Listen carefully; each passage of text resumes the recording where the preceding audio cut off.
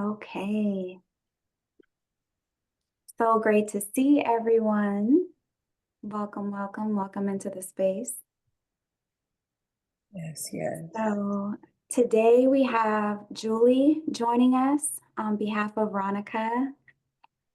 Julie, I don't know if you want to come off mute and just kind of introduce yourself to the committee. Sure, I'd be happy to. Good morning, everyone. I'm Julie LaChapelle. My pronouns are she, her, and my current position is coordinator for screening program in the state of Oregon. But today I am Ronica Ferguson. Maybe not quite as funny, definitely not as generous and kind, but I'll do my best to be as Ronica-like as possible. Thank you, Julie, so much. And thanks for holding down the community forum space in Portland. And we also have a new addition, John Thomas from OYA. He's going to be stepping in for Debbie Martin, who has gotten tapped to do some amazing legislative work herself. So John, if you want to introduce yourself to the committee and if there's anything else you want to share about the transition. Um, I had a, My name is John Thomas. I'm the Sex Offense Treatment Coordinator for the Youth Authority. And I had a relatively short lead in for joining you today. So I'm going to learn and listen a lot today. There we go. Perfect. Well, thank you, John. It's great to have you here. Thank you. Good to be here. So, yes. So we'll definitely get you acclimated and everything. And today is a perfect time to join. Our first couple months were spent really building up community and understanding our role and what the purpose of this committee work is. And then these next couple of months are really going to be spent in our work groups, really starting to form out our action and recommendations and starting to hear more from community members themselves. So we're really excited you came in at a great time. Okay.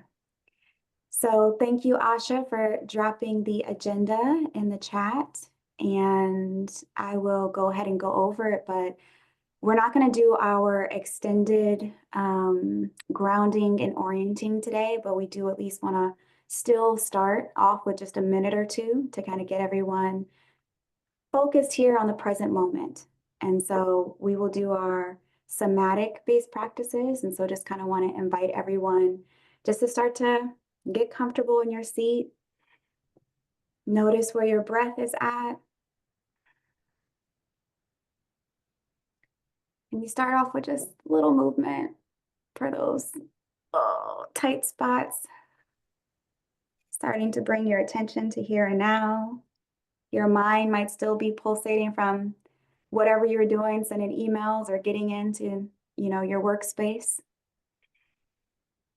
And orienting, starting to really look around you, noticing what's on your walls, what's above, really twisting to see behind you.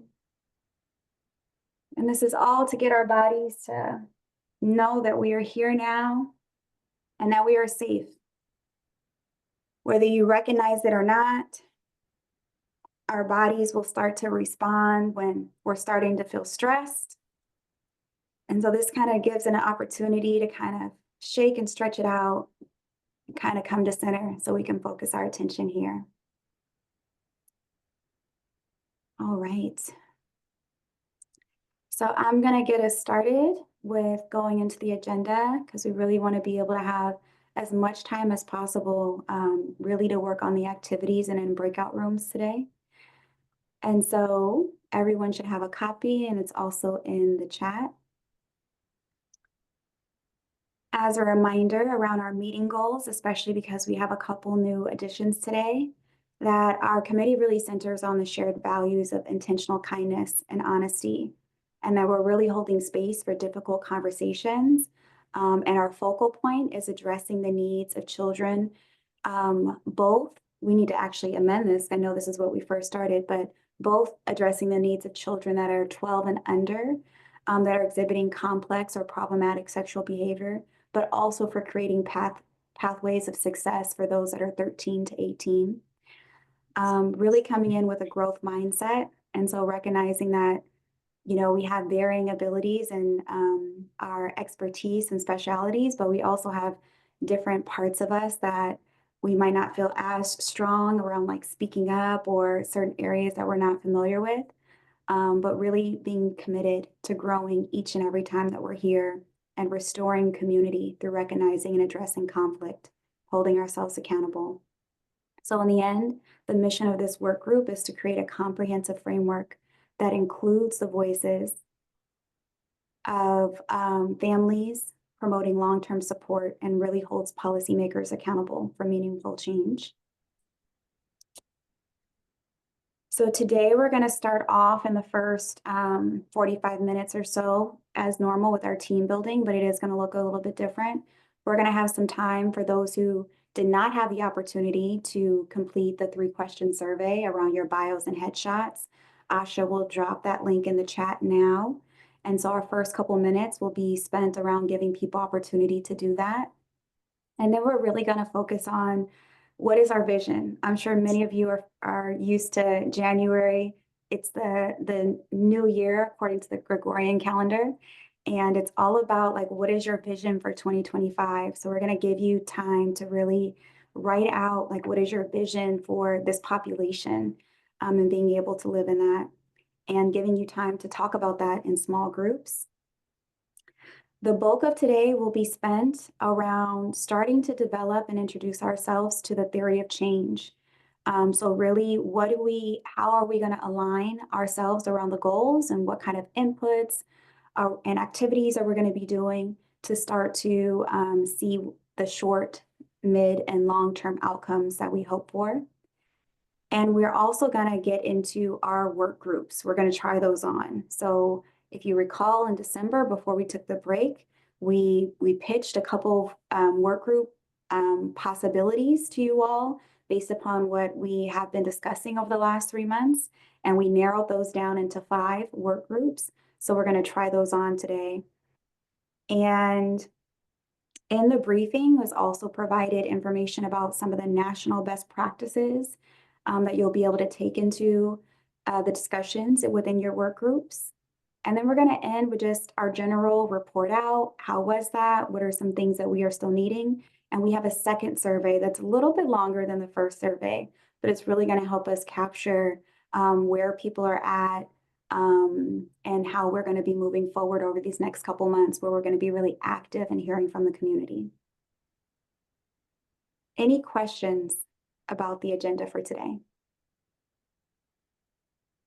No. Okay, fantastic. All right.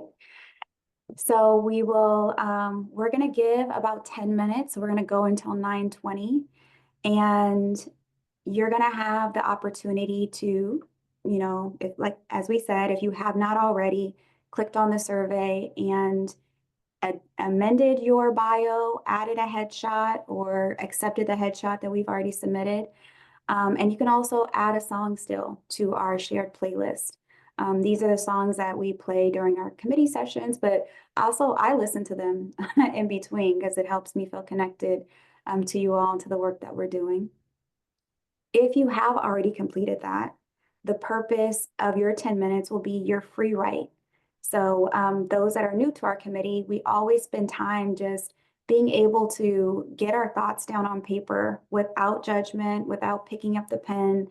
And your free write can turn into drawing, you know, but the purpose of this part is to really focus on what is the vision that you have for this vocal population?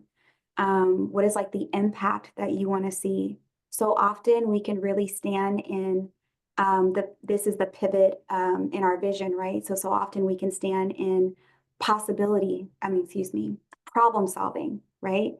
And we spent a lot of time these last 3 months talking about the problems and what are ideas for solving them. And that has a, what's the right word? That has a part to play, right? But also we want to make space. We want to make space for what's not seen, for what's not heard. Maybe those pie in the sky dreams that you're like, I would never say this in front of the committee. Write those down on paper, right? Because when you just let those flow and it gets out the brainstorm, the dream storm, there are different possibilities that can get created that can go into the problem solving, right? So this is the opportunity for the next 9 minutes or so to be able to get those out on paper. And then we're going to break you out into breakout groups to talk about your vision. Right. So we'll drop the survey link in the chat. I'll also drop the prompt for the free write in the chat, play from our playlist, and just give you all some time. Thanks.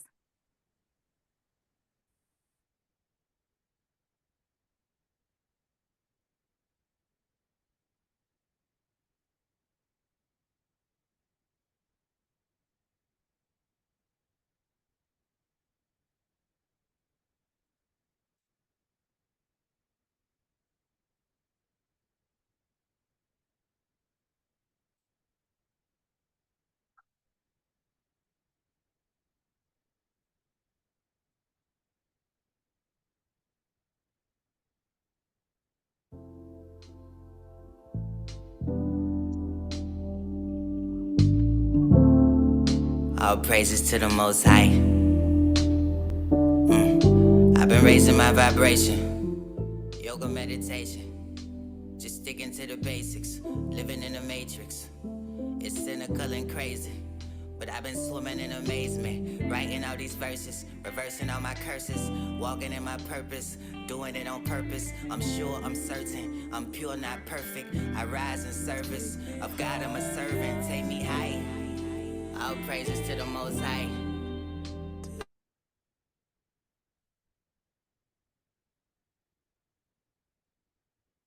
Like a bow tie, I don't know death, I'm pro-life.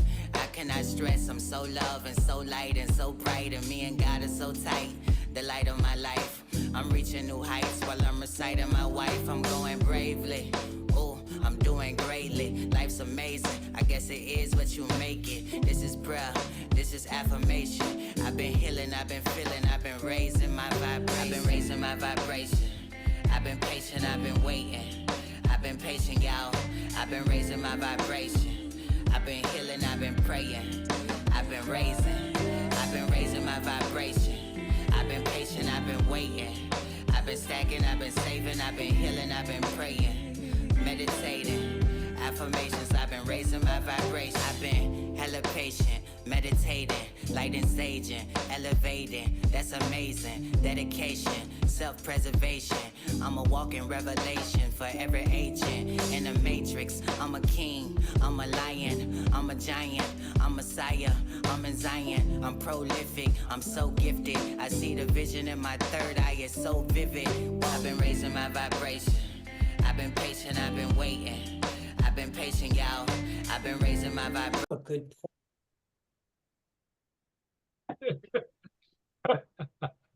Hi, could somebody post the bios website link for those of us that weren't able to come in right away at 9 o'clock?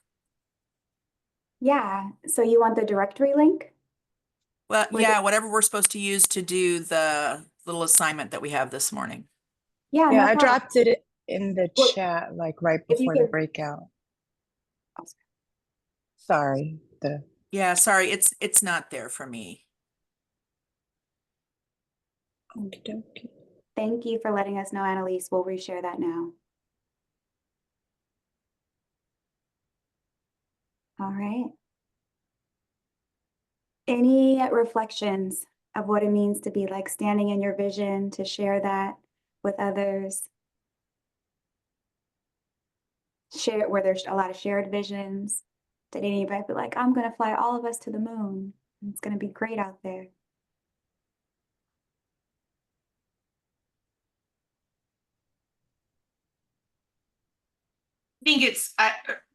I think that there's a lot of individuals on here that are really looking for really sustainable change, which is every breakout group I've been in, it's been how do we, that's great, we can talk about it, but how do we make it sustainable? And I love that is the conversation, not just let's change the world, right? Let's fly to the moon. Okay, so what do we have to do to fly to the moon? And I think that's a lot of the discussion, and that feels so much more aligned for me that, oh, we're not just going to talk about it. We're going to actually be able to do something about it. And I feel like that was consistently the vision of everyone in our group was how do we do this and how do we make, I mean, it really is, I think, a cohesive vision from every single group I've been in is how do we make sustainable change? Fantastic. And that's the key of today, right? With our theory of change, it's like, what are the actual activities, the inputs, like, what is this going to look like in directive? And to be able to have a vision of where you want to go, right? Like, to be able to expand out, to know where, like, to fill in the pieces to get to. All right. Anyone else want to share before we go into the briefing?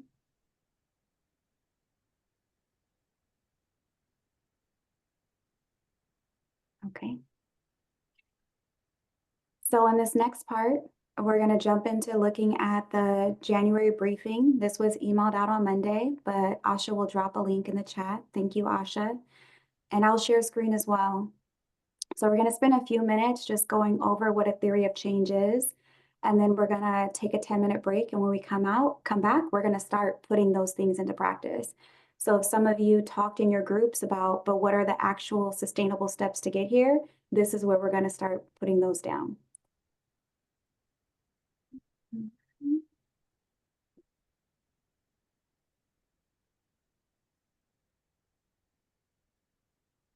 So I just want to highlight this quote that we have at the top of the briefing from Theodore Roosevelt. So it is not the critic who counts, not the man who points out how the strong man stumbles or where the doer of deeds could have done them better. The credit belongs to the man who is actually in the arena, whose face is marred by dust and sweat and blood, who strives valiantly, who errs, who comes short again and again, because there is no effort without error or shortcoming, but who does actually strive to do the deeds, who knows great enthusiasms, the great devotions, who spends himself in a worthy cause, who at the best knows in the end the triumph of high achievement, and who at the worst, if he fails, at least fails while daring greatly, so that his place shall never be with those cold and timid souls who neither knew victory nor defeat. And so as we step into this space, we've been talking a lot about vulnerageousness, right? The vulnerability to have courage, to open ourselves up to new ways of thinking and being and doing. And so just really highlighting that you all are victors just by being here, by being willing to tackle such a complicated process. So the member spotlights are what is highlighted in the directory. So we won't go over those. We scoured the internet for some pictures of folks. And so thank you for filling out the survey and updating us if you wanted different pictures. And some of these we like from our kickoff convening when we were in person, and we had the photographer that took candid photos. We uploaded those too. All right. So our roadmap for the next 3 months, just really quickly, on yesterday, I believe, we sent out a literature review draft. And so it's optional, as we said in December, for those that have capacity or interest to look over the literature review, to provide feedback. We would need that feedback within the next week. And this is a literature review that will be going to the state legislators next month. Our main purpose of today is focus on the theory of change and to really start to lean into our work group development. Next month, we will really be looking at listening from the community members, so from family and youth who have been directly impacted. So we'll be looking to some folks like Jenna has already, or sorry, not Jenna, but I think it was Debbie, who's already had like a family or a couple that might be interested in coming to share. So we'll be providing a date in February, which will most likely be in the evening, to be able to have like a community listening session. And then in March, we'll be looking more about starting to put some of these ideas out into the community. Go ahead, Debbie or Jenna. Yeah, I just wanted to touch base on the families piece. So I've reached out to a few families and they're game, but I'm wondering if it might be possible to get like some kind of list of questions or have a better idea of what that's going to look like for them so I can send that to them and they can kind of prep. Or if it's going to be more like you guys are going to take care of that and just kind of have like an open conversation. Yeah, that can go either way. I think now is a great time just to kind of hear from the committee because it's not just, what the facilitators think. So I know for all of the previous speakers, I've given them a couple of questions, but they've actually came from the committee, right? Like you all wanted to know more about what does the pathway look like? What are the protocols of that agency? What are the data points for those that are under 12 that are 13 and over? So it would be great to kind of gather from the committee some specific questions or things that we want to hear from the families. And so let's just take a moment now just to kind of inquire if we were able to have some families that came in February, what would we want to hear from them? And how would we want to create a space that feels brave for them to be able to share in an honest and transparent way? So they would be coming to the committee and speaking to everyone, not just to the facilitator, like y'all. Yes, so we talked about how this daytime might be challenging for family members. So there's two options, right? The space in Portland that Julie is at, that Ronica normally sits in, they could come to the committee session on either the 1st or the 3rd Thursday in February and be a part of this committee. But they would have to be available between 9 and noon. The other option that we were thinking was that we would find a time, maybe the 3rd week of February, because we're meeting, or sorry, the 2nd week of February, because we're meeting on the 1st and the 3rd Thursday, where we provided space in the evening for like a 1-hour Zoom session from 6 to 7. And then that way the facilitators will for sure be there and it's open to committee members to join. And that session would be recorded. So those would be the two options to be able to make sure that we're accommodating.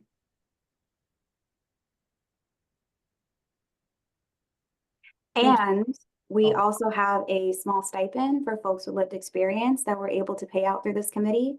That amount, I believe, is $166. So for any family members, we would be happy to compensate them in that way for the hour that they would be able to join.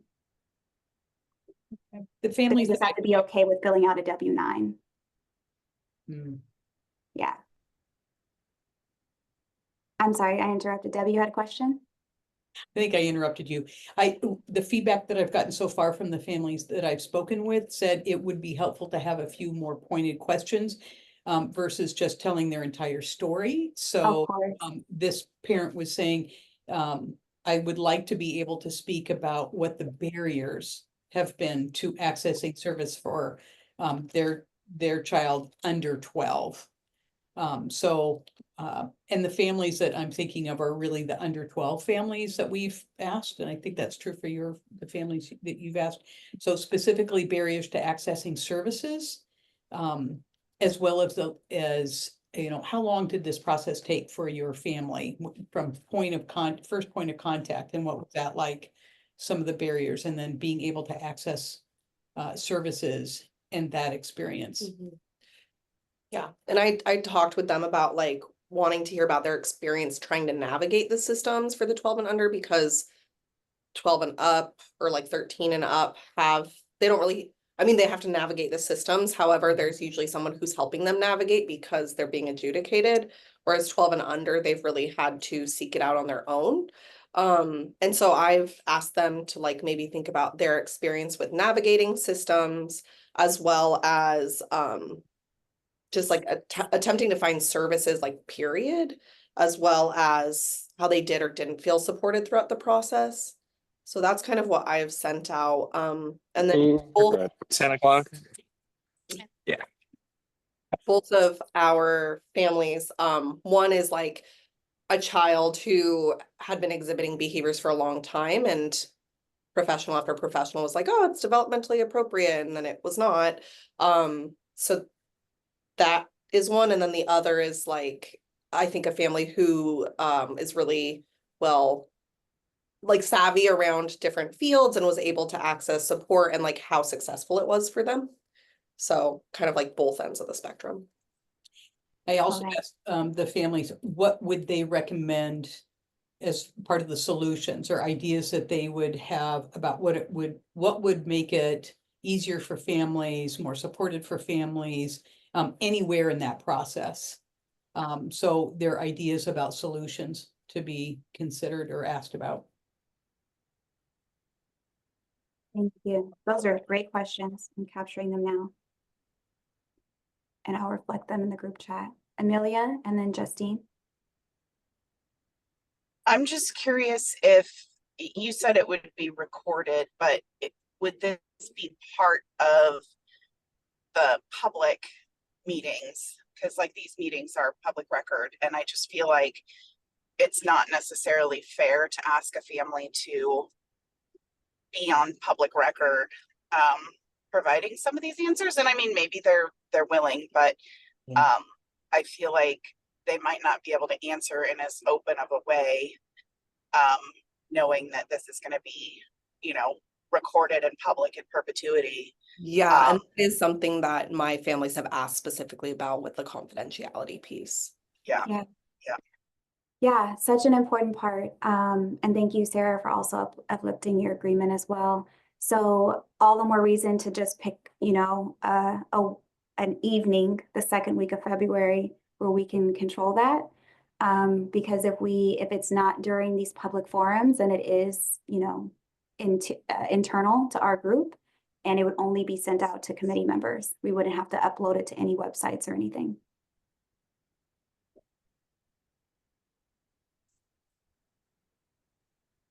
So that feels like the better way to go is let's just choose a separate time to honor that. Justine? Great. Yeah, I was going to say, definitely feel strongly about that. So glad there's consensus and appreciate, yeah, a plan for potentially being able to compensate families for their expertise. I think my question is just if we have a sense of how many, like maybe parents or families we'd want. I definitely have a couple in mind as well who've kind of shared their experience and expertise with kind of our MDT in the past, but want to be conscious of, you know, time and making sure there's space for everyone. So do we have a sense about kind of that piece?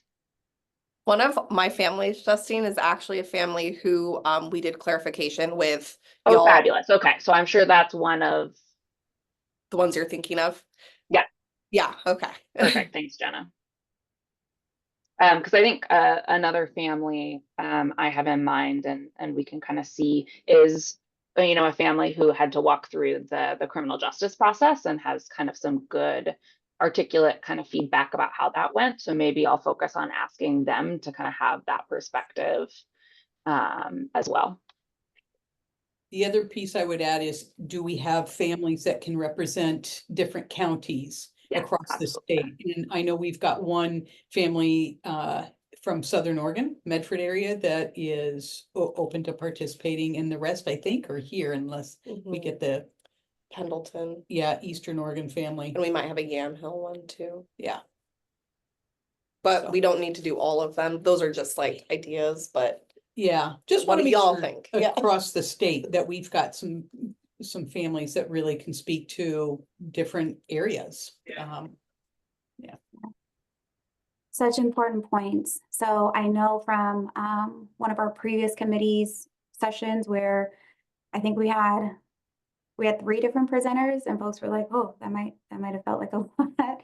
But I also know that was like a lot of like information to take in. So possibly if we had maybe 3 families that could come for that session and kind of be more like a panel. So I put down 4 questions, and I think this is a great part to start on, where these are things that they can answer and they can choose to answer all 4 or just focus on one. And then what's been my experience as someone who's an alumni of the foster care system that sat on panels is that I have felt more comfortable being around other folks that have also had those experiences, and that once they shared something, it helped me feel more comfortable to share another thing to kind of add on to that. And so just curious about what that feels like for people to hear from about 3 families, kind of a panel type of thing, but giving each one their opportunity to speak to one or all 4 of these questions.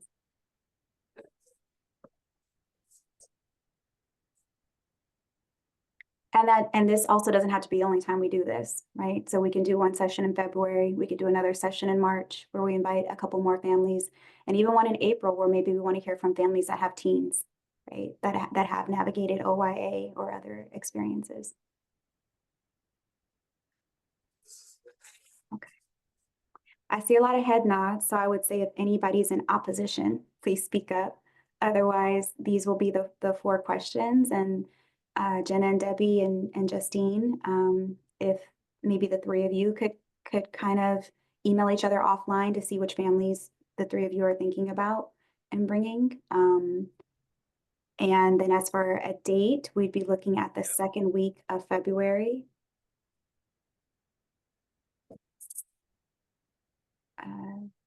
So it would ideally be in the evening on like that Tuesday, Wednesday, or Thursday evening.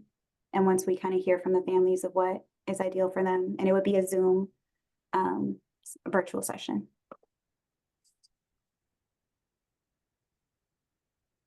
All right. Sweet. Well, we're coming up on the top of the hour, so I would say let's just go ahead and take our break now and come back at 10:10, and at that time we'll start going into the theory of change.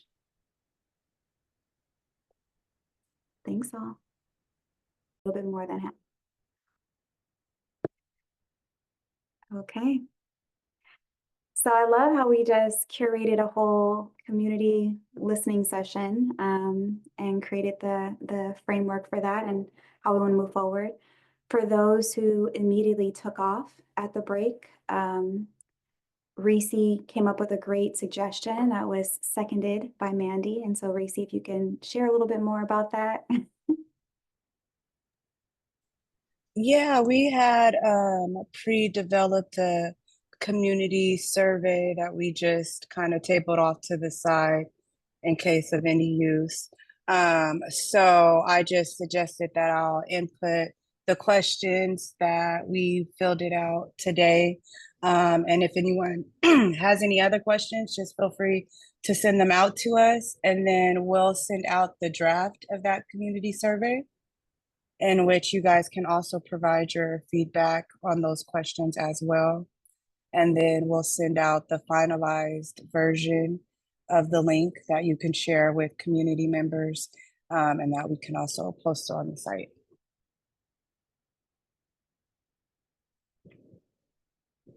Fantastic, thank you. All right, so we're gonna, we'll go ahead and make that available, as Reese said. So you'll see that to come. You're getting so much content from us right now. And we're gonna go ahead and get back into the briefing to talk more about theories of change. So just real quick before I share a screen, if you can do a thumbs up or what have you, if you've already heard of theory of change before, you've done your own in some kind of way with your organization, I see some thumbs up. And then maybe now a thumbs up if this is brand new to you. You're like, what are you talking about? I know I looked at the briefing, but I've never heard of this thing before. Okay. All right, a couple. Fantastic. So we're gonna do, thank you. So we're gonna do a light overview of what a theory of change is, and then give some time for us to kind of practice doing one together before we solidify what the work groups are gonna look like.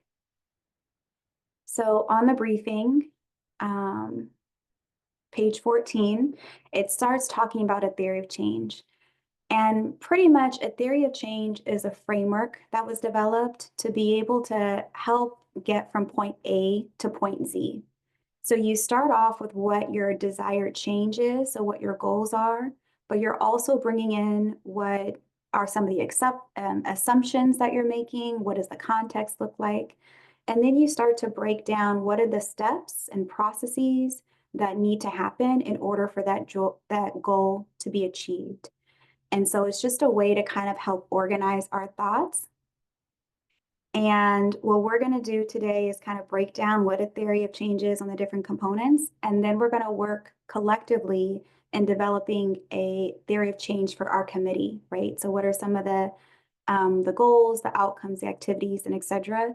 And then you're going to have an opportunity to think a little bit more about what work group you want to be a part of, and then you're going to be able to take this as a sample and go into your work group, and this will be a starting point for what you all will start to do in that forum. So in general, when you think about the goal, that's really the impact that you want to have. So as we started off today, right, it's what is our vision? What are we hoping for the overall change as a result of what this committee does? And then you want to look at the outcomes. And what I appreciate when we had Michelle come and speak as the legislative liaison, she talked about what are the immediate steps that can be taken. So what are some actions that can happen this year?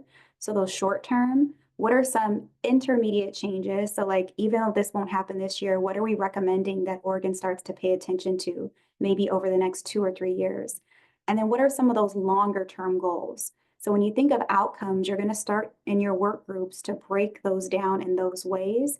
That way you're able to say, I remember at the kickoff convening, one of the suggestions was, oh, what if we created a pathway for those with lived experience of complex sexual behaviors or problematic sexual behaviors to be able to go to school and become therapists to then come back and provide treatment in your community. And it's like, okay, but that's like an 8-year pathway. That's a long-term goal, you know, that you can add if that's something that your work group feels like is warranted.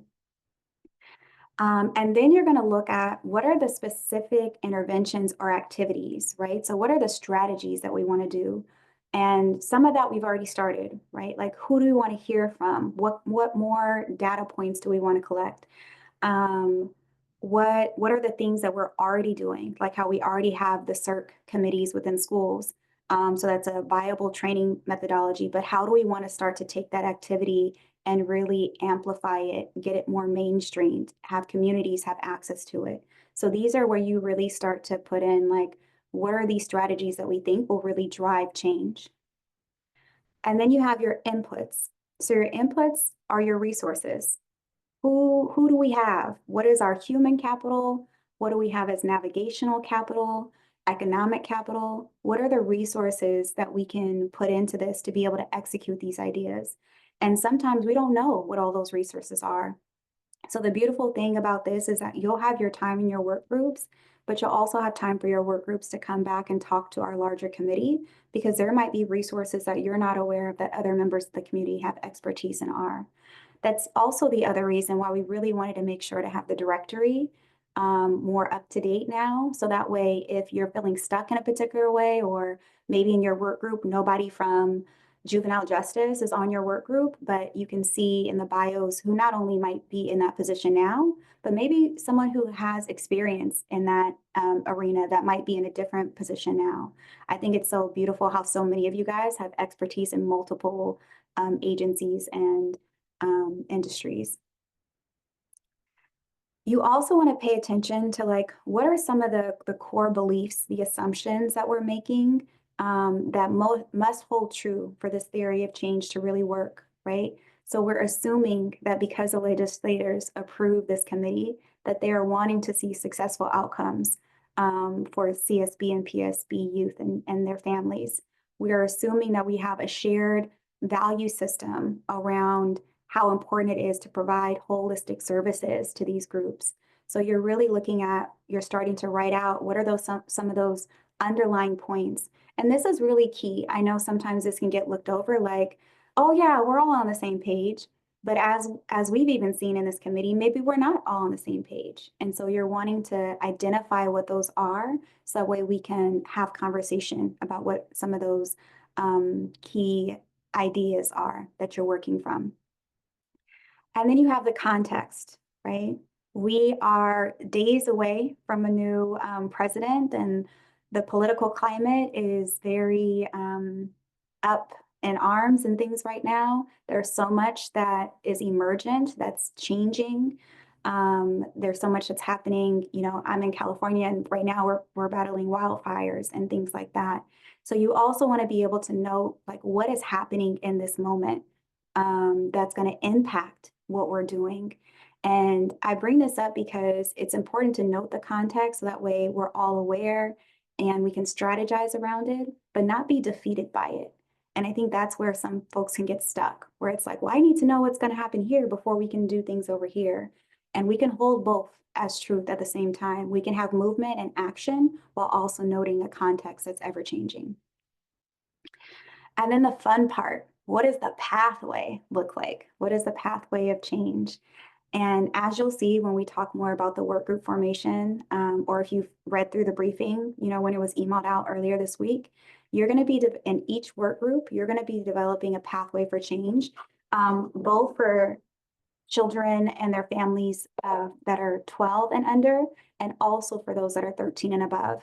And that was a discussion that we had at the December committee session, where it was important to have in each of the work groups pathways for both age groups that we can kind of bring together.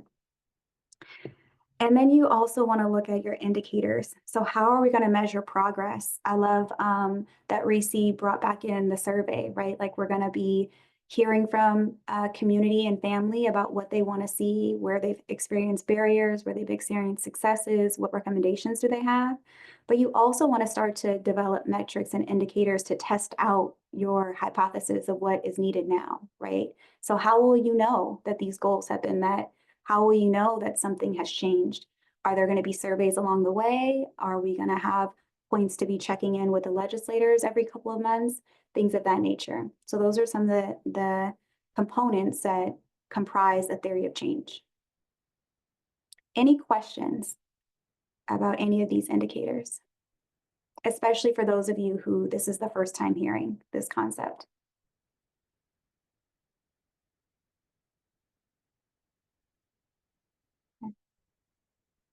I'm not seeing any hands raised, but Reese, is there anything that got brought up in the chat? I can't see the chat right now. No, and I also just uplifted a lot of what you talked about in the specific examples of how the theory of change relates to the work that we're doing now, and some questions and ideas for them to consider. Thanks, Reese. So we won't spend too much time on this part because I really want to be able to give you all time in your work group. But as facilitators, we came up with this is like a sample, right, as a starting point that could be used. So the impact or long-term goal that we're hoping for is that we can really have trauma-informed systems of support that promote the well-being and empowers families, for both pathways, for those that are under 13 and those that are 13 and over. Some of the short-term outcomes, increasing understanding, that came up a lot, that there's not enough education out there about what complex sexual behaviors look like and what to do and how to intervene. Developing some type of comprehensive trauma-informed framework, right? So really creating out those pathways and creating, you know, this was just what we put in here from previous discussions, a statewide coalition of stakeholders. I know we've had a lot of conversation about whether it should be statewide versus regional and how to have regions expand out to support those areas that need more assistance and don't have enough resources. But this is just like a general, like having some kind of centralized coalition and database. Intermediate outcomes. So maybe things that might not be able to happen this immediate year or these first 6 months, but that can happen over the next 1 to 2 years, right? That families, once they're starting to get more of the community education and intervention support, are starting to feel more empowered. They're starting to know more of what the resources are and starting to develop more long-term support networks. That professionals are starting to get trained in a more consistent way. And that policymakers are more educated around what the needs and what the resources are, and they really start to institutionalize the frameworks to secure sustainable funding. We didn't write out long-term outcomes because we just wanted to give you a sample of what these things could look like. Some of the activities or interventions are the different work groups that you all are going to be choosing to be a part of. So this committee itself is an intervention. And some of those inputs are, you know, the human resources, so those that have expertise in the different areas that are here, financial resources, So, you know, there's additional funding that's out there for research, training, and advocacy, but even initial, you know, there's funding for this committee to have been started. Some of the partnerships that already exist that can be expanded upon. Some MDTs are tracking data, some agencies are tracking data, some aren't, but it is an input. And really being able to continue to contribute research papers, white papers, just more information out there that can be put in front of legislators and policymakers for change. These are some of the assumptions, like I talked about earlier, right? That families will actively participate when these things are made available, that policymakers will prioritize the needs when they become more informed of what those needs are, that professionals will commit to the learning once we provide avenues for that to happen. There's more assumptions on there, but just giving an idea to make sure that folks understand what could potentially go into each of these parts.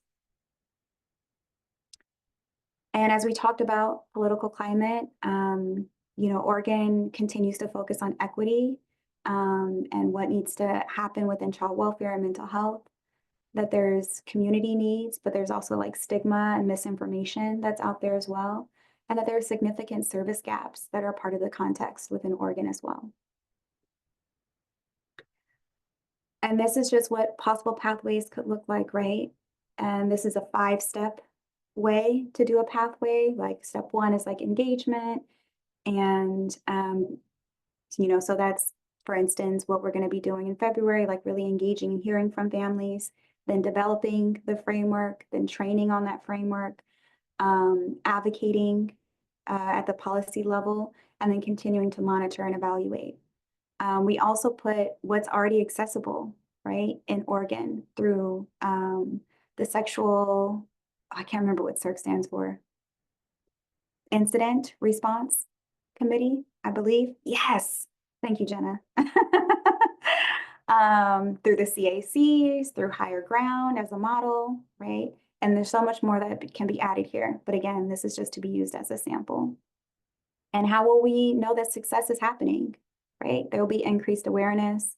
There'll be like a statewide adoption of some type of framework, long-term supports in place. So if you want truly to understand something, try to change it. And that will be what we're working on, is trying to change it and getting a deepened understanding in the process.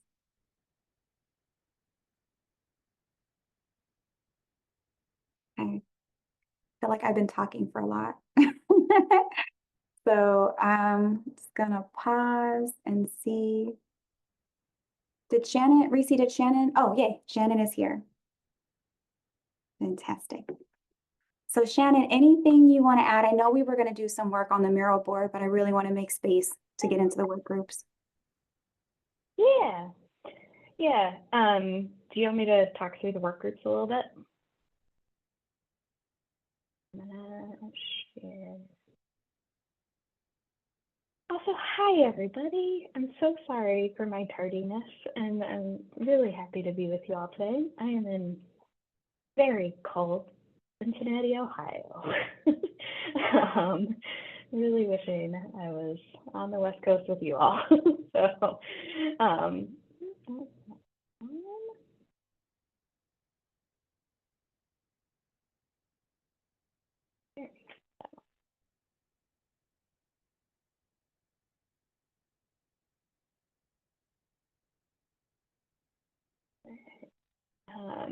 So, thank you all for your help in our last meeting in discussing about the work groups and thinking about kind of how many work groups, what should the ask be for those work groups, and the description. So we sort of took everything that we heard, put it together, and this is, it's in your January briefing, so you may have had a chance to look at it, but we'll essentially be forming 5 work groups. And the ask there is for each of those work groups to co-create the future pathways for resources to support kids. So we have some draft proposals for kind of descriptions of those work groups, but it's really for you all to create that together. And we'll co-create that description and the responsibilities and then the actual work itself. So there'll be a work group sign up. We'll have time to, like in breakout rooms, you can self-select into the work group that you want to be in, but we'll also do sort of an official sign up because we have some folks who are not here with us today. And also just sort of wanting to make sure that maybe you're in a work group today just because nobody else was there, but maybe there's another group that might be more of interest to you. So you'll be able to have an official sign up. And so it's really thinking about kind of which work group resonates with you, your experience, your expertise. We talked a lot a few meetings ago about kind of positionality and the position that you bring in your person, in your role. What unique skills or perspectives do you bring? Are there any areas you particularly want to learn about? Just giving some thought to that before selecting a work group. In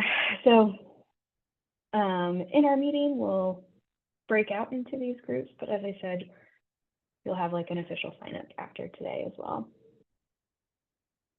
Each work group, as we talked about last time, has the ask to think about 2 distinct pathways, one for kids who are 12 years and under, and one for kids who are 13 years and older. So we have the developing community work group, which is focused on resource cultivation, community liaisons. Our second work group is designing a response system. So really thinking about a coordinated and effective systems to respond to incidences. Expanding mental and behavioral health options. Really ensuring that there's access and resources available. The fourth work group is funding systems, identifying financial resources, putting together a proposal to make that kind of ask of what are the necessary funding resources to do this work well. And then the final one is community and provider education. So thinking about for the broader community, key service providers, school systems, things like that. And these are the 5 work groups that after we sort of cut it down in our last meeting that we've ended with. Are there any questions, concerns, reactions to the 5 work groups?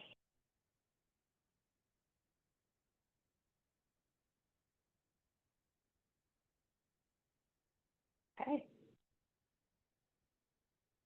All right. So as I said, I know we've got some folks who are not here today, and we want to make sure everybody's got some time to think about it too and to sign up. But for today, and we'll be able to just opt in the breakout rooms. But if you want to change, like after today, it's totally okay.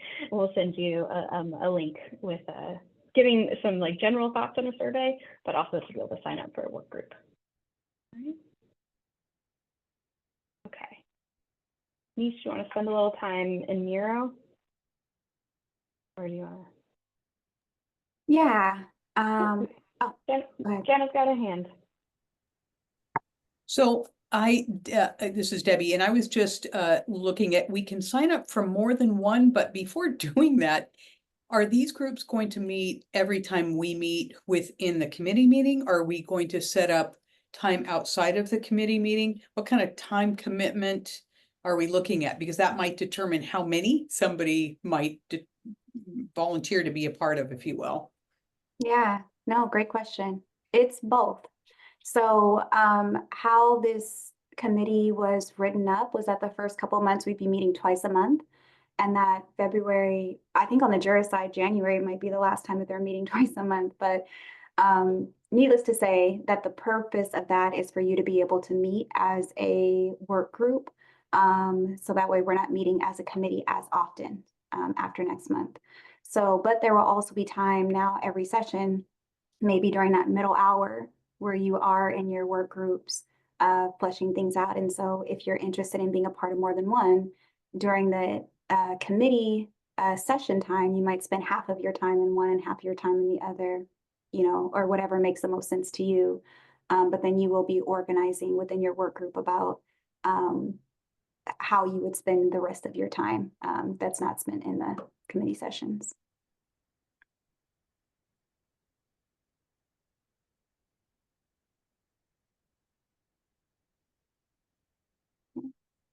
Okay, well, let's practice. We got about 20 minutes, and then we'll take a short break. And then when we come back, we're going straight into our work groups. Right, Jen? Is that how we have it laid out?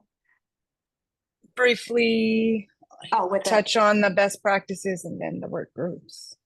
thank you, Reese. Thank you.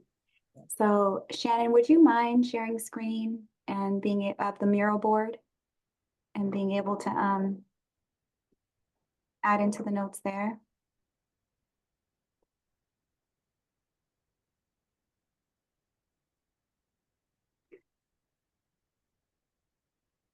And so this is an opportunity just to throw some things out there. As we said in the briefing, we provided like a sample. You've had time, you know, to kind of brainstorm and talk in small groups about what impact you're wanting to have. I even heard that some strategies were already starting to be discussed. So we would love to hear from you all so we can start kind of shaping this up of what our collective theory of change looks like before you go into your work groups to kind of dive down into the deeper parts. So the first one is around the impact in our goals. So you're welcome to just write directly onto one of the sticky notes. I can go ahead and drop the link to the mural board in case you want to join it directly, or you can put it in the chat. Reese or I will capture it, or you can actually come off mute and talk about it. So all of these options and opportunities of ways to engage. But what are some of the goals that we hope to have as a part of this?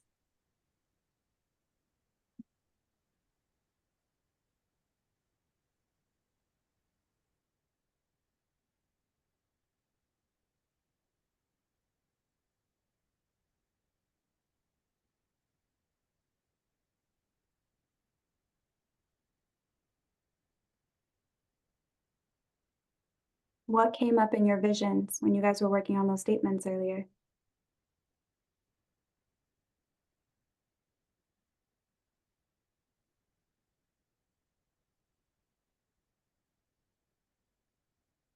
I see that. Thanks for starting to add in there. So Mandy says prevention, support and prevention in schools.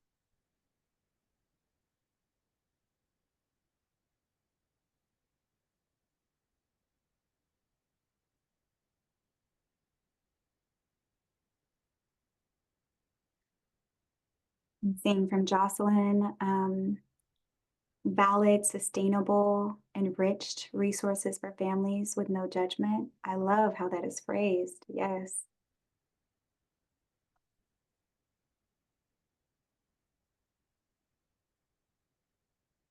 From Alana, sustainable support systems in all areas of the state. Indeed. Making sure that every area is covered. This might be a stupid question, but I'm willing to go out on a limb on it. For education, community and provider education, are we still in such an infancy stage on that we need to put together, or we'll need some resources to get something for childcare providers in Oregon, exempt and licensed providers, that we'll have to get like a pathway and a partner through Oro, PSU, something like that? Or, you know, looking for who can, you know, what sponsoring organizations can take on this training and like build a train the trainer class or something? Yeah, I think that's such an important point. So like a trainer class for community providers is kind of what I'm hearing. I hear you specifically talking about daycare providers, but kind of like how to have accessibility for those trainings within your scope. right? Yeah, Annalise? yeah, because it's weird how siloed some of these are. So, for example, in the expulsion suspension, Every Child Belongs work group that I'm participating in and have been for the last year, we're to the stage now where we're starting to develop some materials and realized that the mental health providers, behavioral support providers, and childcare providers are in 3 different silos and have 3 different certification organizations. So we're running into, we need 3 different organizations to certify those trainings in order for those trainings to count for anything for those folks. Yes. System Um, barriers. It is right, system barrier, because of different CEUs based upon your certification. Yes, I've been a part of like national conferences where they literally have all of those different boards to recognize, like if you're a nurse or if you're an LCSW. But that's a good point, is to make sure that there's ways to get credit for the training based upon your professional background. Yeah, I spend a lot of time writing certificates and evaluating classes people have taken that childcare providers have taken that are not recognized by our childcare training system, credentialing system. So yeah, that'll be a thing. We'll have to figure that out, how we're going to do that and who's going to deliver that kind of stuff, right? Yeah. And is the idea that the state, because I'm trying to start to kind of try to figure this out and how we can make this work for our ORO system within our Oregon Registry Online system, our credentialing system for childcare providers. So, because I'd really like to avoid having something on Educatium, because it's really just, those classes are awful. Whoever designs those for PSU is just really bad. But is the state thinking that they're going to contract with certain entities to build these trainings? Or do you have a sense of what the state is willing to do around or put into and invest into that? And are they taking bids? Or, I mean, I guess I'm trying to figure out the initial process to get, how we would get that started. I'll leave that question open to Julie as a representative ODHS, because I don't know what the state process is. I think that the purpose of this committee is to develop out what is needed to be able to let the state know. That way it can say, hey, in that pathway for community resources and education, this is an important component of that, because it might not be on your radar. Gotcha. Okay, that tells me what I need to know then. That's yes. All right. And Julie, if you have anything you want to add to that, but I don't think I have anything that's really helpful more than what you've said, especially around particular license and certification of daycare, since child welfare doesn't do that licensing and certification, and there's a whole other department to do that. Okay. All right. So it looks like we have a full set of goals that we want to impact for long-term change. And some folks have already started to move over to outcomes. And so when we look at the outcomes, and if you want, you can also put like what that outcome is, and in parentheses, you could put short-term, right? Like this is a low-hanging fruit of something that we could achieve this year. But when you think about outcomes that you want to see, what that looks like for short-term, intermediate, so like 1 to 2 years, or maybe some longer term outcomes.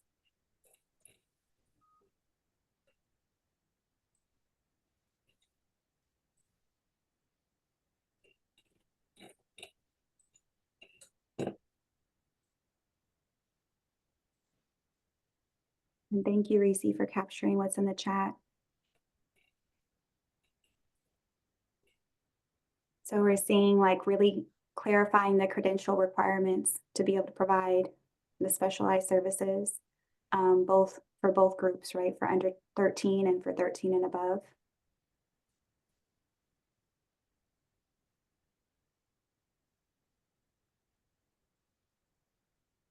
really starting to have that increased awareness among families. So many have spoken to in this group, and it's echoed in the research that families aren't always aware, right, of what do concerning behaviors look like, to be able to intervene and provide support before they become problematic, or what to do when they do become problematic, or where to go, right? I love how that's one of the questions that we're going to be asking families is like, how have you gone about securing resources? What does that pathway look like? So really increasing awareness.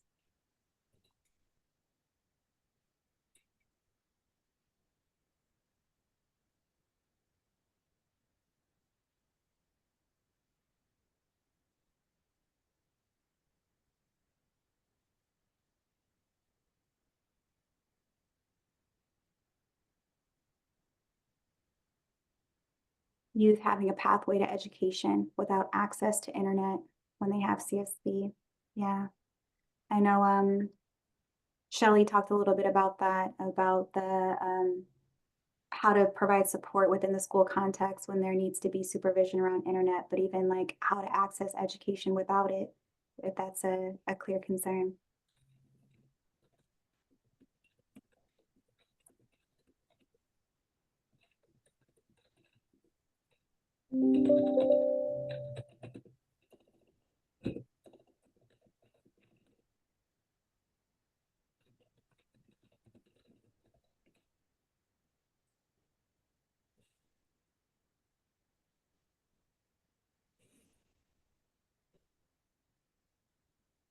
Okay. I love how these are just rolling on in.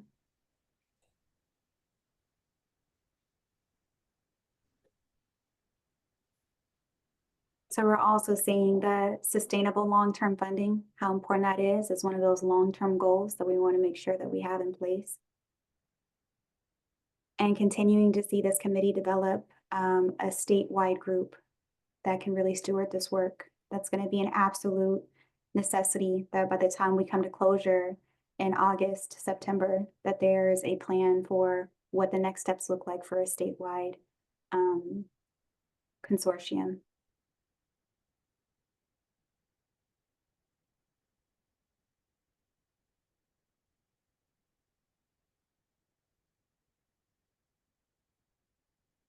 Immediate access to therapy prior to an offense. Ooh, yes.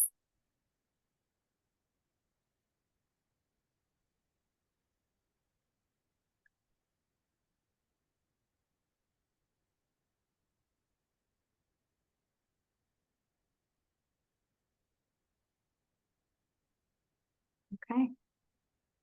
All right. I think that's starting to slow down a little bit. Feel free to continue to add there, but I'm going to continue to move us along. We got about 13 more minutes before the break.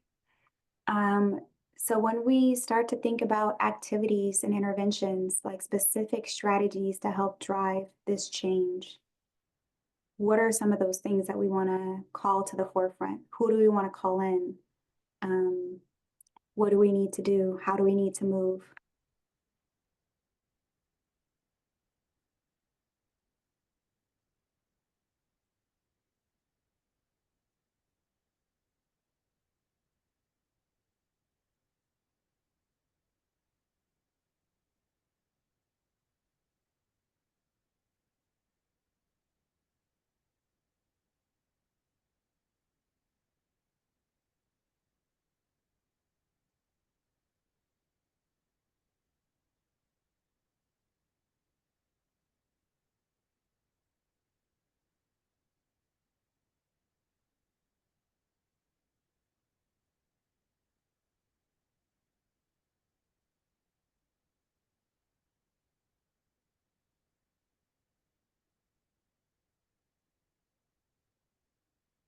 Developing educational materials, that's very key.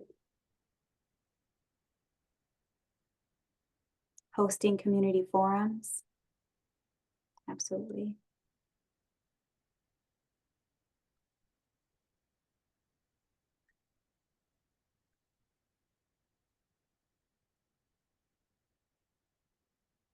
We see really involving ODE, Oregon Department of Education, to create changes to pathways around education.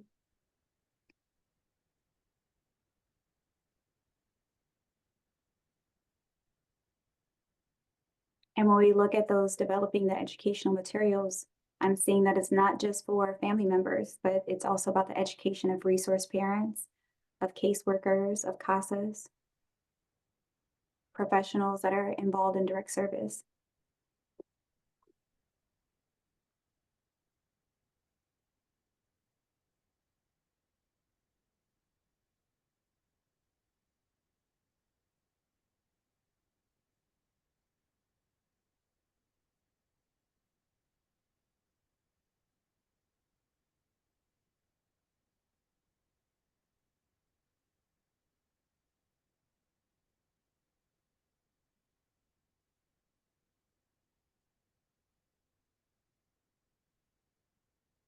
Okay.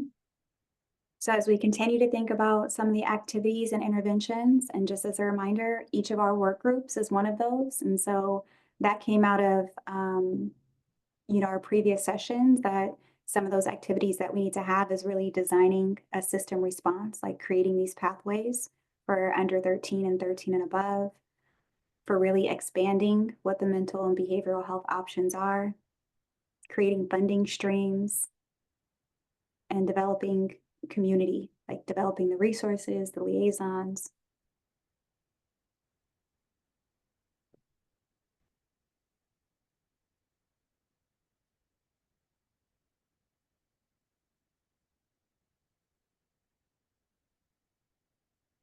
Okay. You're welcome to continue to comment on that one or any of the previous ones if new ideas are coming to mind. But we're going to move us along to inputs and resources. So who do we need to engage? What do we need to engage? Who are some champions around this work that already exist, or maybe some folks that we can bring in? I know it was discussed in one of the previous sessions about engaging higher education institutions.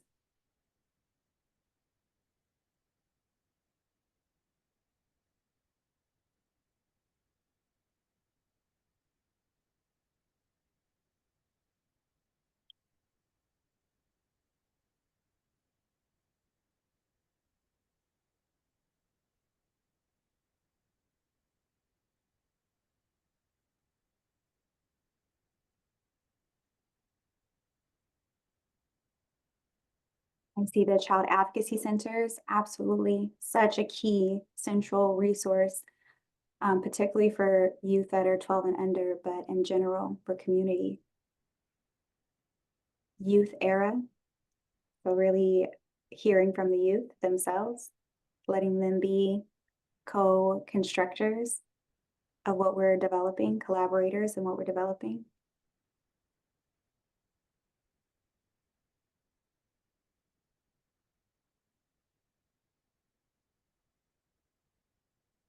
The school systems, ODE, one-time funding to prepare for sustainable long-term projects. Such a good, important point, right?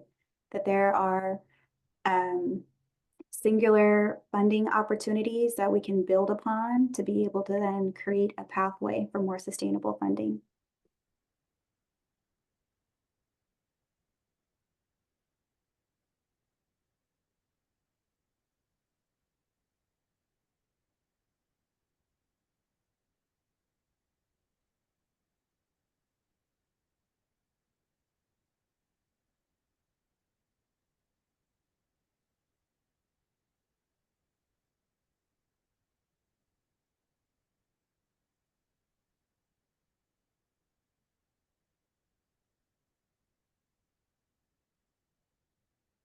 And I'm also seeing the addition of an intervention from the previous category of really establishing a uniform statewide plan for responsiveness.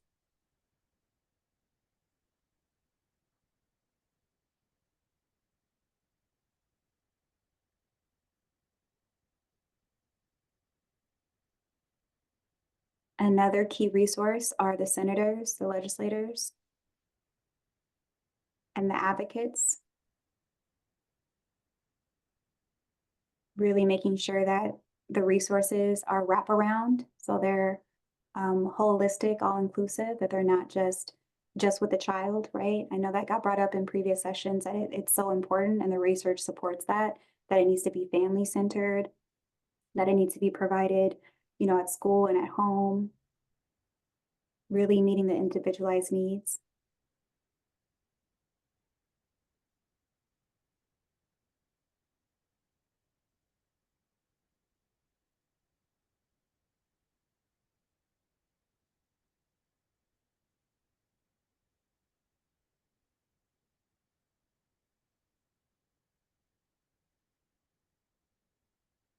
And financial support for therapists to receive the trainings that they need, the specific therapeutic modalities, and a system of care.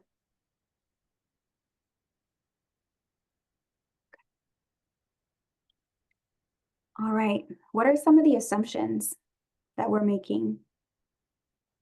Some of the underlying beliefs or the conditions that we're expecting to hold true for our work to really be able to take flight.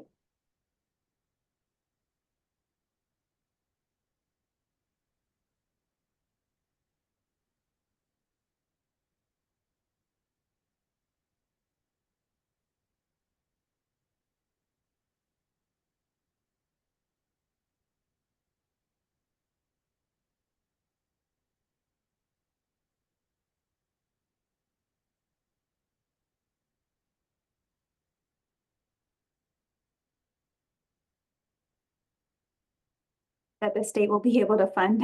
Yeah, that's important. So we're really banking on the legislators, really putting money, additional monies, right? Because there was a pot of monies that was put up to hold this committee to be able to determine what's needed. So the underlying assumption is that the legislator will support the recommendations that are going to come forward with additional funding for those to take shape. That the legislators will adopt our recommendations, right? That we'll be able to provide them in a way that they understand and agree and are able to support forward movement.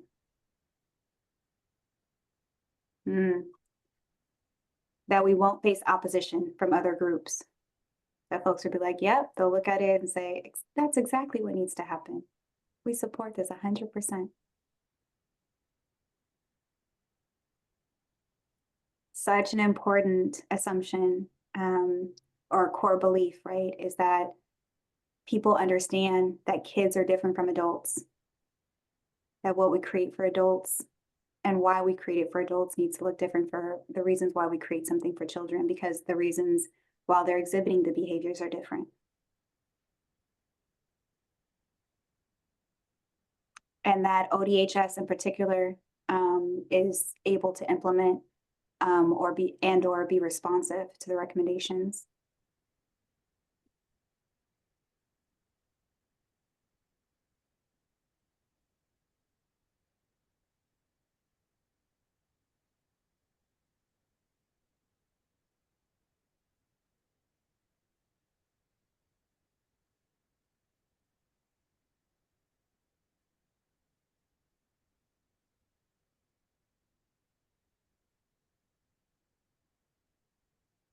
We're really banking on the belief that everyone wants what is best for the individual youth, not what is easiest for the adults involved. Ooh, can we do 2 snaps for that one? I love that some people are starting to do thumbs up on the sticky points as well. And a thumbs up on one is that prevention is key and should be supported.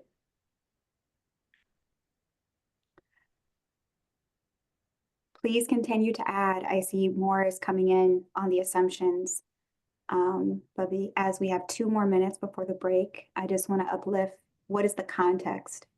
So what is the broader environment in which the change is expected to occur? So what does this look like? What does the context look like in Oregon in 2025?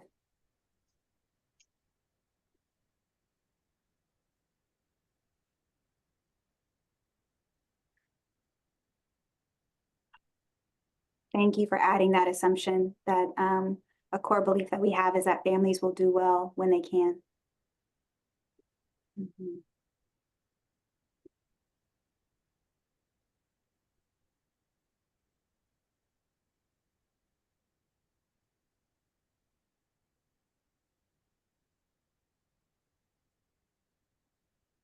And I'm going to let this last minute kind of be a free-for-all between context and pathways of change. So if you feel very strongly that this is the first step we need to make, right? Or this is the 5th step that we need to make, feel free to start to drop that in of what the sequence needs to start to look like for us to really develop, or along the pathway rather, not for us to develop the pathway, we're already developing it, but what is the sequence along the pathway? What does identification look like? What does assessment look like? What is engagement? And the last one around indicators. So some of those metrics to measure. So we'll actually give it 2 more minutes just to kind of chime in on any of those last 3.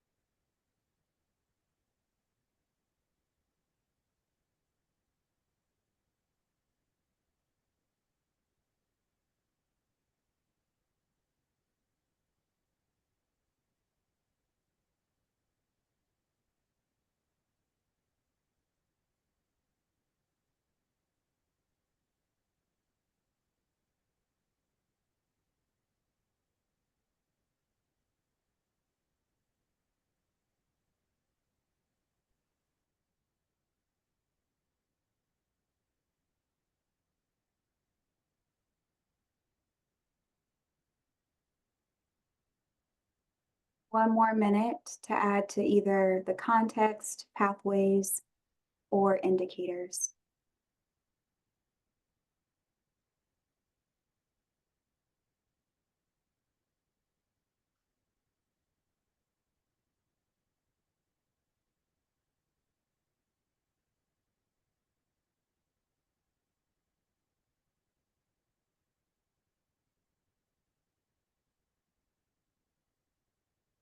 All right. What a lightning round. Thank you guys for being so active in that. You have well deserved this break. It will be an 8-minute break, so we really got to keep time so we can make sure you guys have the optimal time in your work groups. So please take a break now, and we will see you all back at 11:10. Thank you.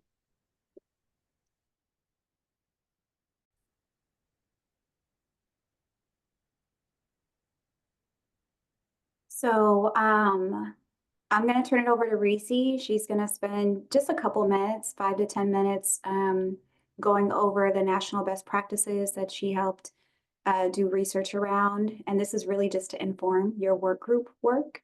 It's in the briefing. And then from there, we'll just let you self-select into your work group formations. Reese, do you want me to share screen or? Yes, please. And as Shanice said, you can find this detailed information in the January briefing. It's right before the information about the work group. And we'll also be providing more in-depth information in our literature review that will be provided soon to you all. It was sent out yesterday. Oh, it was sent. Oh, okay. I wasn't sure if that was just to ODHS because that's what is showing for me. Okay, great. Yes. So these strategies help to provide us with a framework for creating that effective and evidence-based responses while centering family involvement and support. So the nationwide strategies emphasize the importance of early assessment, multidisciplinary collaboration, policy advocacy, community-based approaches, family engagement, specialized and developmentally tailored interventions, that we should also make sure align with our committee values and missions. And in there, you'll also find some best practices through several states, what their legal responses and mandates are, as well as to clinical considerations and treatment modalities. I think we have at least 10 ranging from Texas, New Jersey, California, Connecticut, Iowa. Can I speak to this As- part real quick, Reese? Yeah. Before I scroll down. So one of the key things that was uplifted was in the states that are doing this very well is that there's an alternative response. So the Bipartisan Policy Center, as a part of the HB 4086 legislative direction, they asked them to do an analysis of the different states for what does their response look like. So that was the first report that came out in September. So there you can click to get access to the report directly. It's also up on our CSB website. And then the legislative review that we provided to you all yesterday is kind of like the part 2. So then what are the evidence-based practices? So the alternative response for most states that are doing this well, that are able to provide like a 97% response rate, don't go through their child welfare department, right? They provide like a family assessment response that's through community-based organizations, or they might have a 2-track response systems where there's a track for child maltreatment, so the abuse assessments, but there's also a secondary track for a family assessment.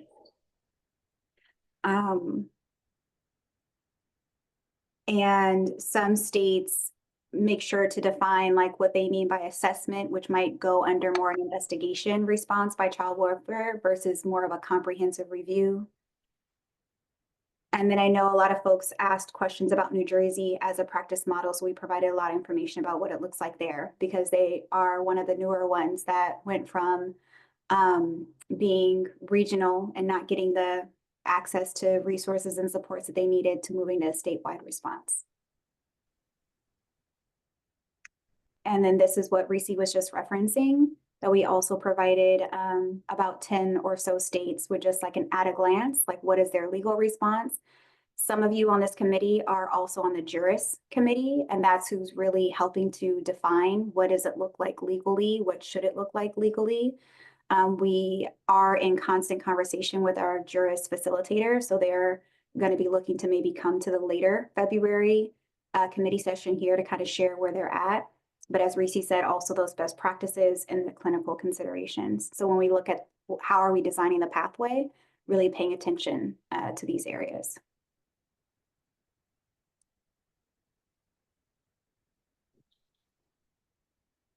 And so I won't give you vertigo by scrolling profusely through this, but you all have access to the briefing. Any other things you want to highlight, Reese, before we send them to their work groups? Yeah, I just wanted to highlight the clinical best practices that aren't necessarily highlighted in the briefing for the treatment modalities, the specific treatment modalities for children with CSB and PSBs. So these would be, there's a CBT, so a cognitive behavioral therapy that is specific to addressing problematic sexual behavior, that is family-centered and focuses on parental involvement and cognitive restructuring.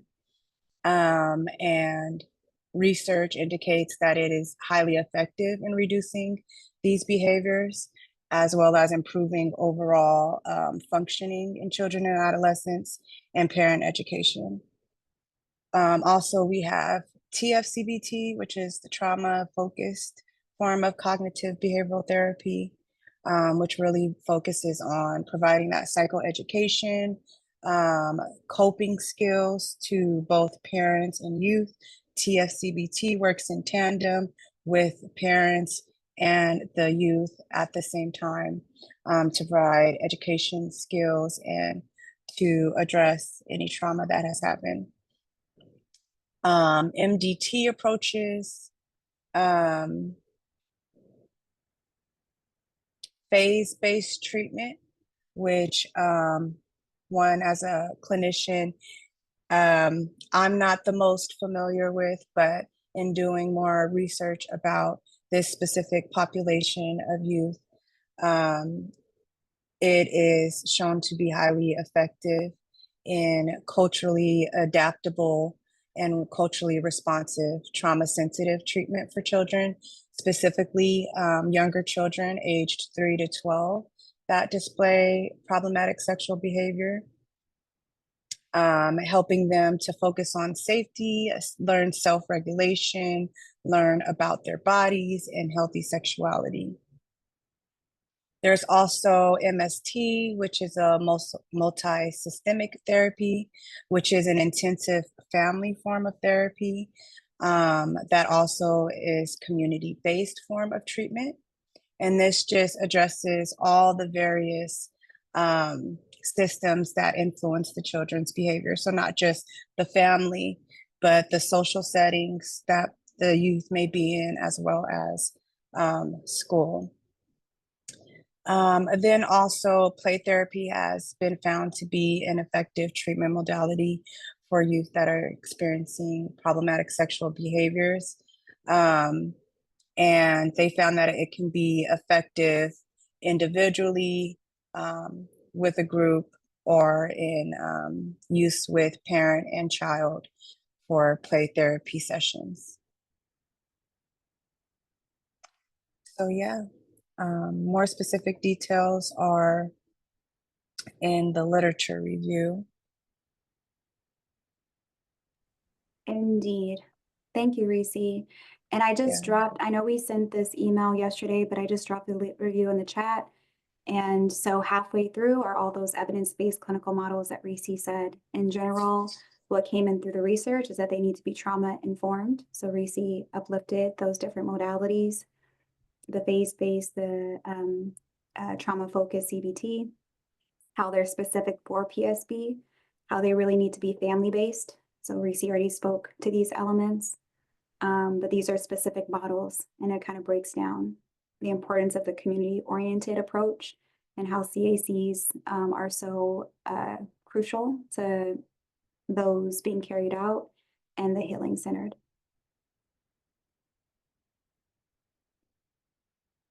Okay. So the main hope is that you guys are able to utilize these resources as you start to develop out the work. It's a lot to take in, so we won't be like, any questions?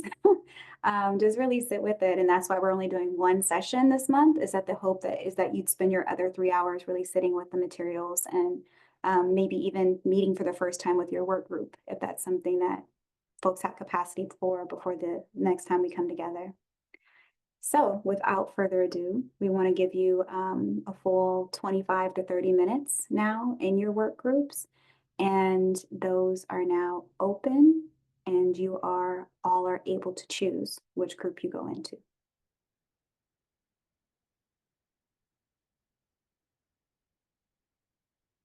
Appreciate that. Yeah, no problem. Hey, welcome back everyone from your first round of a possible work group that you might be willing to commit to. So I popped in on each group. In some groups there was like questions, and some groups, you know, I could tell that there was a lot of rich dialogue. Just to provide a little reflection, there was no one in one of the groups. So Asha is going to drop the link to the closing survey for today, and we really want to give you time now to work on the survey. You don't need to change in any way, but I want to make I want to be able to say that currently there's no one in the community cultivation and resources response group.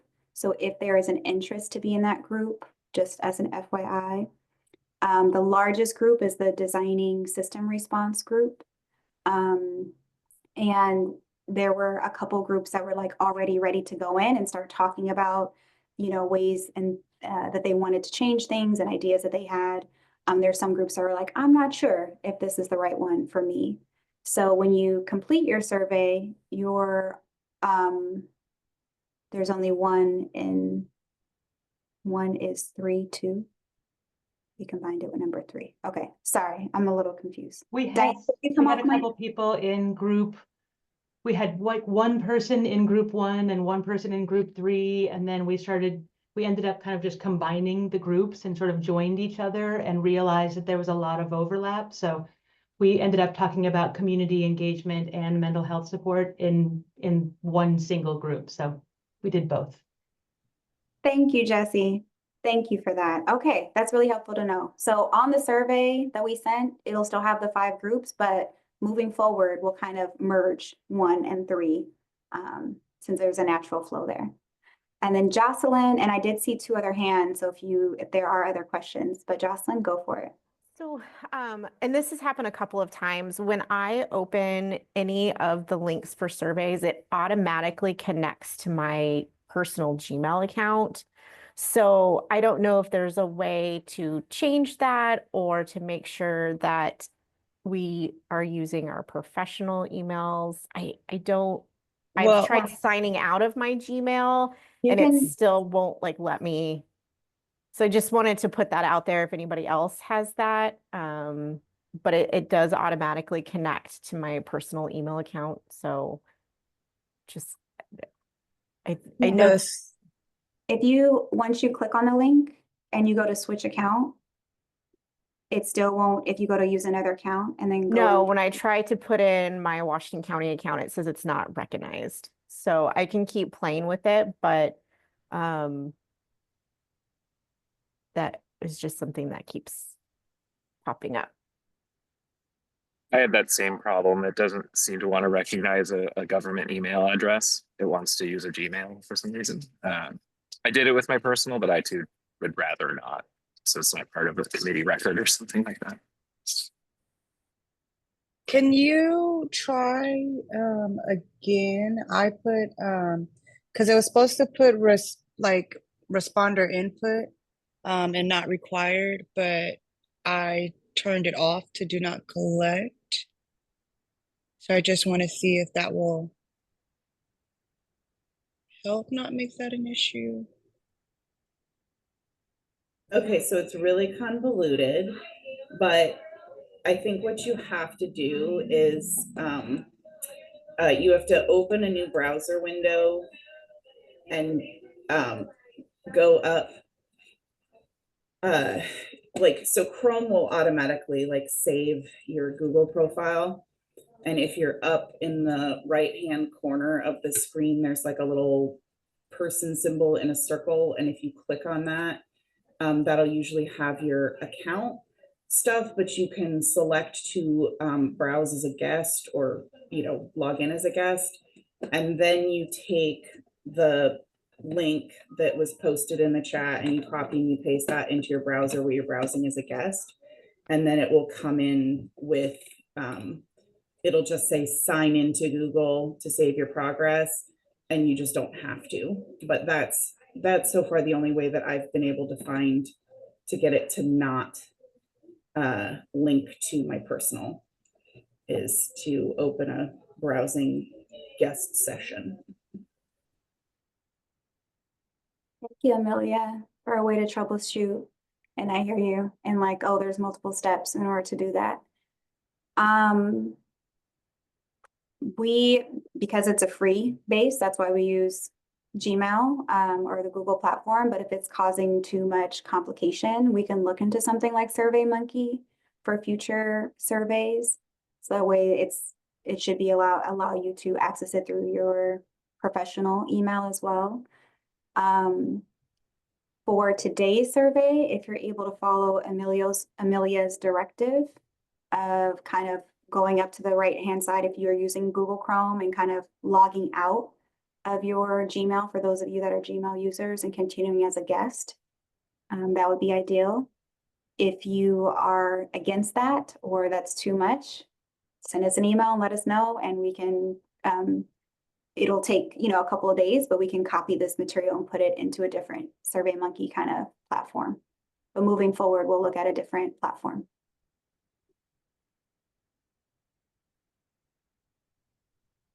Okay. I think that there were other questions, but maybe those questions have gotten answered. I can't remember who had hands raised before. Annalise? Hey, I'm filling out the survey and it says, please specify other, but there's only one line on one question where you can specify other. Just want to let you know. Because I'm hitting other and I can't, there's no place for me to specify. I just ran into the same problem.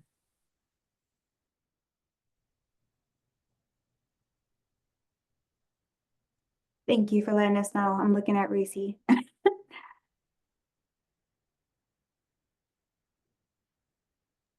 I'm just going to solve that problem by clicking on that. I want to send a copy of my responses and I'll email you all my responses to each of those questions.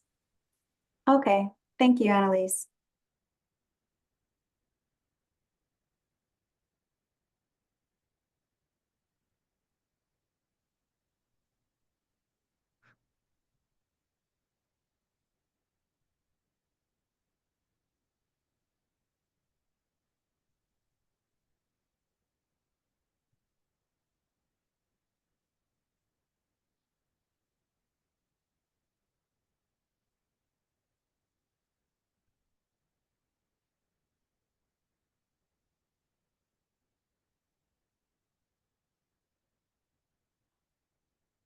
Pam, I'm seeing your inquiry in the chat, and yes, we can email out the survey as well, if that would be easiest. And I know there are some folks that aren't on the call today, so we'll go ahead and put that out to everyone, the survey link via email. Okay, it is 11:59. You're welcome to stay on if you're still working on your survey, but we just wanted to provide some in-person time to do that. We will see you all again the first week of February, and then Jenna and Debbie and Justine, I'll send you guys a separate email so we can kind of correspond around what's happened with the Family Community Forum. John, welcome in for your first time. I hope you got a lot out of today. Thank you very much. I appreciate it. Yeah, and Julie, thank you so much for standing in for Veronica. Okay, see you all in a couple weeks. Have a good afternoon, everyone. Have a great day, guys.